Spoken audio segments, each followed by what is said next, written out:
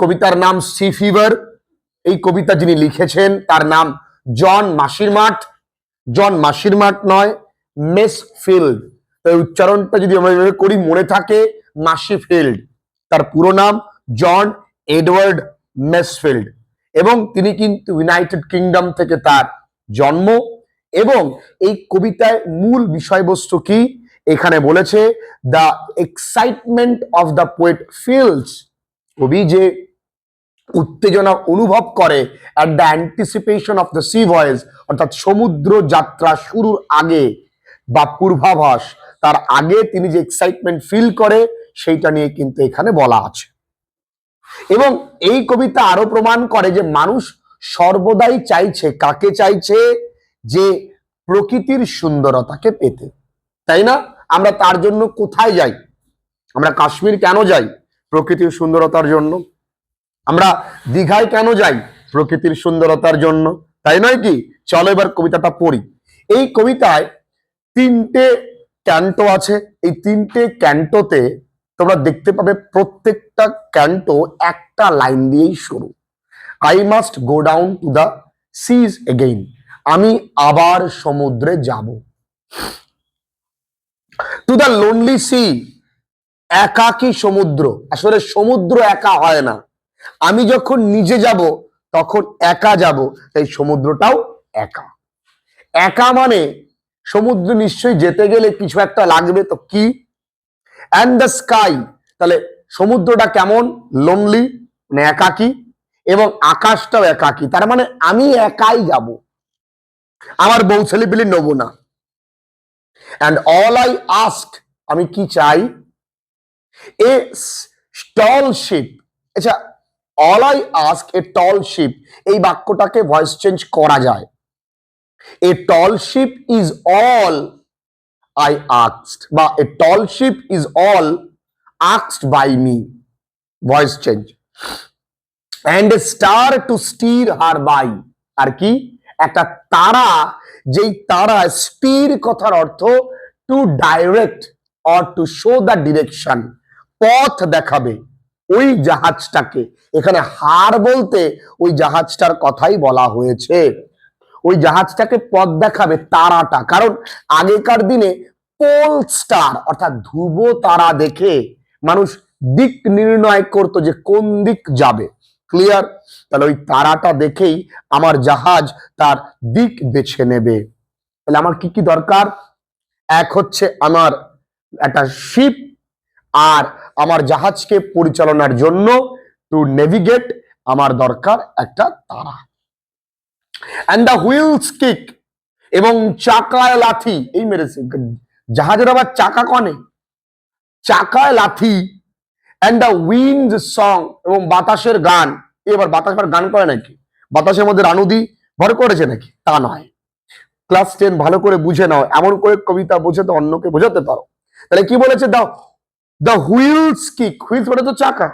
এবার দুটো জিনিস হতে পারে, এক হচ্ছে জাহাজ যখন ডাঙা থেকে সমুদ্রে নেওয়া হয় তখন জাহাজের নিচে দেখবে অনেক চাকা দেওয়া থাকে, ঠেলতে সুবিধে হয়, হতে পারে ওইটাতে সজোরে ধাক্কা, তাই জন্য কিক বলা হয়। আবার আগেকার দিনে জাহাজ কিন্তু ওই দাঁড় টেনে বা পাল টেনেই কিন্তু যেতে হতো, তাই এই চক্রাকারে, যেহেতু চাকা মানে চক্রাকার, টানতে হচ্ছে হাইয়ো মারে হাইয়ো, তো এটাকে বলা হুইলস কিক, এ কিক। ক্লিয়ার? আর উইন্ড সং মানে প্রবল বাতাস যখন বয় তখন শ শ শ শ শব্দ হয়, তার জন্য wheels kick. And the white sails shaking, আর জাহাজের সাদা ওই কপতখানা নড়বে, বাতাস যদি প্রবল থাকে তাহলে এই কপতটা নড়ে বই কি, তাই নয়? অ্যান্ড আই গ্রে মিস্ট, সবসময় মনে রাখবে গ্রে একটা কালার, এই কালারটা সিম্বলাইজ করে, যেমন সবুজ বর্ণ সিম্বলাইজ করে গ্রিনারি অ্যান্ড প্রসপ্যারিটি, সাদা শান্তির প্রতীক, লাল বিপদের প্রতীক, ভালোবাসার চিহ্ন দেখবা লাল, তার মানে danger. Grey mist, grey mist মানে কি? ধূসর কুয়াশা।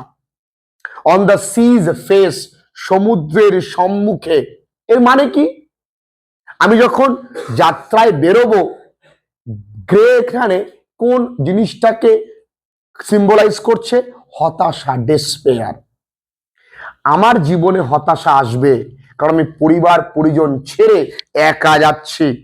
তাদের কথা আমি হয়তো প্রথমবার খুব এক্সাইটেড বলে ভাবলাম মনে পড়বে না, মনে তো পড়বেই। হতাশা আসবে, সেটাকে ভেঙে আ গ্রেট ডন ব্রেকিং। এই ব্রেক মানে হওয়া, একটা সুন্দর সব সকালকে আমি দেখতে পাবো, প্রভাতকে দেখতে পাবো। ক্লিয়ার? তার মানে মানে এই যে সকালবেলায় যে ধূসর কুয়াশাটা পড়ে, সেই কুয়াশা ভেঙে যখন জাহাজটা দেখবে একটা সুন্দর ধূসর কি প্রভাতকে। ক্লিয়ার? এই 4টে লাইন, কোনো সমস্যা নেই। আচ্ছা, আবার second canto, I must go down to the seas again. আমি সমুদ্রে যাব। For the call of the running tide, কারণ সমুদ্রের ওই চলমান ঢেউগুলো আমায় ডাকছে। দীঘায় একবার গেলি, আবার যেতে মন চায়। কেন? সমুদ্র তোকে ডাকে, আয় খুকু আয়, তাই না? একটু ডান্স করি যা, তাই তো? আবার একবার বিরিয়ানি খেলি, তোর দ্বিতীয়বার খেতে মন চাইবে, কারণ বিরিয়ানির পাশের দোকান থেকে যাওয়ার সময় তো এই যে ব্যাপারটা, তাহলে তোকে ডাকছে নিশ্চয়ই। আচ্ছা, ইজ এ ওয়াইল্ড কল, একটা বন্য ডাক, একটা ক্লিয়ার কল, একটা স্পষ্ট ডাক, that may not be denied, যে ডাককে অস্বীকার করা যায় না। ও শোনা, তোমার মা তোমার সকালবেলা ডাকলো, সোনা ওঠো বাবু, সোনা ওঠো, সোনা বাবু ওঠো, আমার সোনা ওঠো, ওঠ বান্দর ওঠ। This is called wild call, যেটা তুমি অস্বীকার করতে না। দুম, হ্যাঁ কি আছে, হ্যাঁ কোনো ঘুমাইনি। তো এটাকে বলা হয় wild call, clear call, that may not be denied, অস্বীকার করতে পারবা না। কারণ এবার বুঝে গেছো যে মার মা নেই, চণ্ডী সাক্ষাৎ, তুমি বুঝে গেছো। And all I ask is a Windy day, আমি কি চাই? একটা বাতাসময় দিন, উইথ হোয়াইট ক্লাউডস ফ্লাইং, আর কি উড়বে আকাশে? সাদা মেঘ। কালো মেঘ নয় কেন? কালো মেঘ সংকেত করে যে ঝড় ঝঞ্ঝা আসতে পারে। সাদা মেঘ মানে আকাশ পরিষ্কার পরিচ্ছন্ন, কোনো বিপদ নেই। and the flung spray and the blown spume, এই লাইনটা খুব গুরুত্বপূর্ণ। ফ্লাং স্প্রে মানে দেখো, যখন উত্তাল সমুদ্রে জাহাজ চলে, জাহাজের সামনে যদি কেউ টাইটানিক পোজ দিয়ে দাঁড়ায়, জাহাজটা এবং সমুদ্রকে উপভোগ করবার জন্য, যাত্রাটাকে উপভোগ করবার জন্য, তাহলে সমুদ্রের ঢেউয়ের ফলে দেখবে কিছু জল আছড়ে তার গায়ে লাগে, লাগে না? ওটাকে বলে ফ্লাং স্প্রে। ওইটাকেও খুব ডিটেইলে তিনি বর্ণনা করেছেন, দারুণ লাগে কিন্তু ওইটা, তাই না? একদম টাইটানিকের পোজ দিয়ে every night in my dream I see you, এরকম কায়দা করি, যখন পারবা দুটো মিলি মরবা, বুঝি পারবা। অ্যান্ড ব্লোন স্পিউম, আরো কত মাইনিউটলি তিনি দেখেন জাহাজের এই যে অংশটা যেখানে সমুদ্রের জল এসে ধাক্কা দেয়, এই জায়গাটা বুদবুদে তৈরি হয়, ওইটাও তিনি দেখেছেন। ওটাও নাকি অপরূপ সুন্দর। মানুষ ফাঁকা থাকলে কত কিছু সুন্দর লাগে বল।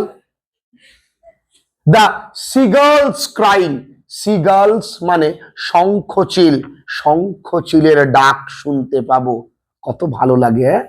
তার সমুদ্রে যেতে হবে, মোট কথা কেন বলতো? বাড়িতে বউর সঙ্গে ঝগড়া হয়েছে, তাই না হলে তিনি কি বলে? আমি বারবার আমি যাবই, আমি যাবই, I must go down to the seas again, আমার কেউ ঠেকাতে পারবে না, আমি তো যাবই। To the vagrant gypsy life, vagrant মানে ভ্যাগাবন্ড অর্থাৎ ভবঘুরে, জিপসি মানে এক ধরনের নোম্যাডিক কমিউনিটি, নোম্যাডিক মানে আদিবাসী এক ধরনের সম্প্রদায়, যারা এই যাযাবর সম্প্রদায়ও বলতে পারো, যারা এক জায়গায় দীর্ঘদিন থাকে না, তাদের মতন করে আমি জীবন কাটাবো। টু দা গার্লস ওয়ে, এই পাখি যেদিক যায়, এই শঙ্খচিলের পথ ধরে আমি এগোবো। আমার কোনো কোনো নির্দিষ্ট দিক নেই, যেদিক দু চোখ যাবে। অ্যান্ড দ্য হোয়েলস ওয়ে, ওই সমুদ্রে কিন্তু তিমি মাছও আছে, সেই তিমি মাছ যেদিক যায় আমি সেদিক যাব। হোয়ার দ্য উইন্ডস, যেখানে বাতাসের বা বাতাস প্রবাহিত হবে, লাইক এ হুইটেড নাইফ, হুইটেড মানে শার্প, ধারালো ছুরির মতন বাতাস প্রবাহিত হবে। কেন? মানে এত বাতাস প্রবল থাকবে যেন ধারালো ছুরির মতন। শীতকালে যদি প্রচন্ড বাতাস বয়, মনে হবে না যেন ছুরির মতন বইছে? তাছাড়াও শীতকালে যদি তুমি পুকুরে নামো, তুমি প্রথম একটা আঙুল দিলে, ও মা, মা গো মা, তারপরে ঠ্যাং দেখলে ঠ্যাং নেই, ছুরির মতো না, হুইটেড কোল্ড এটাকে বলা হয়। কি বলা হয় শোনা? হুইটেড কোল্ড। জোরে বলি, অল আই আস্ক, আমি কি চাই, আ মেরি ইয়ার্ন। মেরি বিস্কুট বলছে না, এখানে মেরি কথার অর্থ প্রাণোচ্ছল, আনন্দ ঘন। এই ইয়ার্ন কথার অর্থ টেল মানে গল্প। আমি আনন্দ বা সুখময় গল্প শুনতে চাই। কার কাছ থেকে? ফল ফ্রম এ লাফিং ফেলো রভার, একজন সদাই হাস্যময়, সবসময় হাসি খুশি থাকবে। কে? আমার নাবিক, যে কিনা ফেলো আমার সহচরী, আমার সহচর, আমার নাবিক। ফেলো রভার, রভার মানে এখানে সেইলার, সে সবসময় আমাকে গল্প শোনাবে এবং সদাই হাস্যোজ্জ্বল মানে গোপাল ভাঁড়ের শিষ্য হতে পারে। and a quiet sleep, শান্তিতে ঘুমোবো। এতদিন বাড়িতে ঘুমোতে পারিনি বউয়ের জ্বালায়। and a sweet dream, সুন্দর স্বপ্ন দেখবো। when the long tricks over, এখানে ট্রিক্স মানে জার্নি, যখন এই বিরাট যাত্রাটা শেষ হয়ে যাবে তখন আমি শান্তিতে ঘুমোবো। এই লাইনটা ক্লিয়ারলি শোজ তিনি বলতে চাইছেন যে আমার জীবনের শেষ দিন পর্যন্ত, এখানে লং ট্রিক্স মানে জীবন যাত্রাকে বোঝানো চলে, কোয়াইট স্লিপ মানে ডেথকে বোঝানো হয়েছে। শান্ত ঘুম আমরা কখনোই পারি না মৃত্যু ছাড়া। তাই সেই মৃত্যুর আগে পর্যন্ত আমি পৃথিবীকে এক্সপ্লোর করব, প্রকৃতিকে আমি দেখব, প্রকৃতির সুন্দরতাকে উপভোগ করব। এই হলো গোটা কবিতা, ভীষণ সহজ।